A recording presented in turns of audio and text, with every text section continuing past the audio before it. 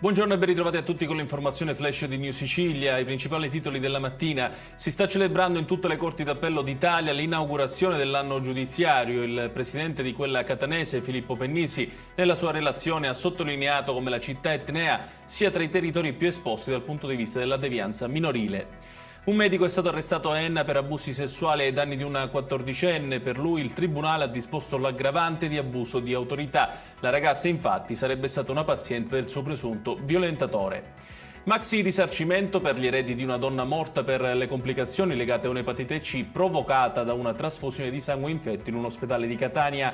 Il TAR etneo ha imposto il pagamento di quasi 1 milione di euro al Ministero della Sanità. Un grave incidente stradale si è verificato la scorsa notte sulla strada statale Palermo-Agrigento all'altezza dello svincolo di Misilmeri. 3 donne a bordo di un'auto sono precipitate giù da un viadotto alto circa 8 metri. Fortunatamente non sarebbero in gravi condizioni. Chiudiamo con lo sport. È finita 1-1 la sfida di ieri sera tra Catanzaro e Palermo con i gol firmati rispettivamente da Biasci e Segre. Esordio fra i rossonero per il neoacquisto Ranocchia. Ed è tutto per questa edizione. Tutti i dettagli su queste notizie li trovate sul nostro sito www.newsicilia.it. Grazie per averci seguito e arrivederci.